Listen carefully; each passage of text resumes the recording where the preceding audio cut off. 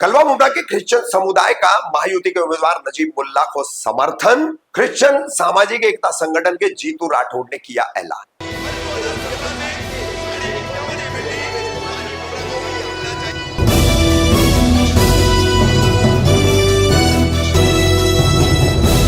कामदार हिंदुस्तानी reporter में आपका स्वागत है। 13 नवंबर बुधवार को मुमरा कलवा विधानसभा चुनावों के चलते और हाल ही में आपने दो खबरें हमारी दिखी थी। क्रिश्चियन समुदाय के ठाणे और कलवा मुमरा अमरनाथ उल्लासनगर आदि के लोगों में कुछ तनाव हुआ था। मूल रूप से सामाजिक एकता संगठन के जीतू राठौड़ पर कुछ आरोप लगे थे। उन्होंने एक फेसबुक पोस्ट भी की थी नजीब मुल्ला के खिलाफ, जो वायरल भी हुई थी, और फिर उस पर एक गुट ने आके कौसा में क्रिश्चियन समुदाय के बरियल ग्राउंड कब्रिस्तान पर बात की थी। फिर जीतू राठौड़ ने जवाब दिया था।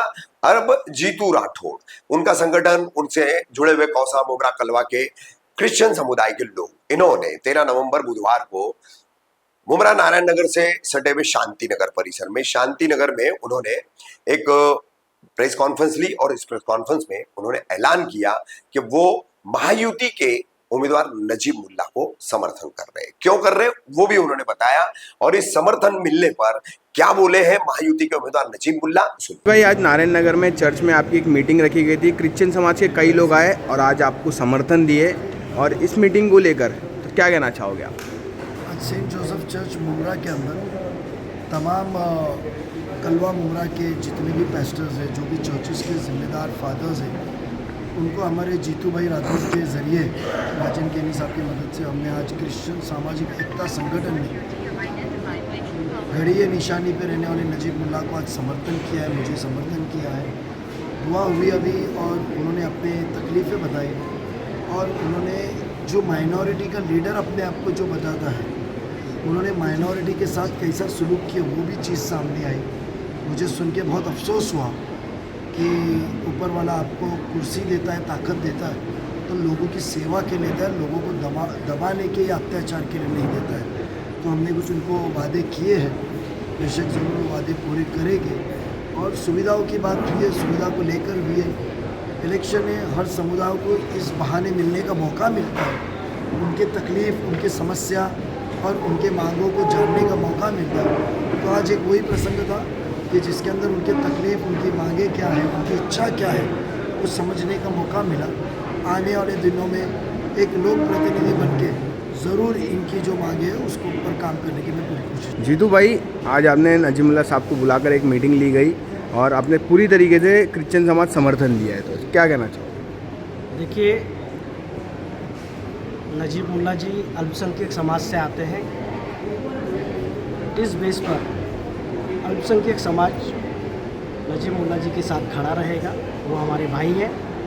क्रिश्चियन समाज का, क्रिश्चियन एकता सामाजिक संगठन और स्थानिक सभी वरिष्ठ लोगों के साथ में हमारी कई दिनों से चर्चा शुरू थी, और उस चर्चा में आखिरी में इस प्रकार से डिसाइड हुआ कि नजीब मुल्ला जी को किसी भी रीति से इस बार चुनकर विधान भवन भेजना है, ताकि समाज की आवाज़, न केवल क्रिश्चियन समाज या मुस्लिम समाज, हर समाज की आवाज़ को वो बुलंद कर सकें। और एक युवा डिसिंग, लोगों के संपर्क में रहने वाला, और किसी पीए या किसी को फ़ोन करने की आवश्यकता नहीं, डायरेक्ट उनको कॉल कर मुलाकात हो सकती है, ऐसा एक आम लोगों में से चुना हुआ व्यक्ति नजीब मुल्ला है।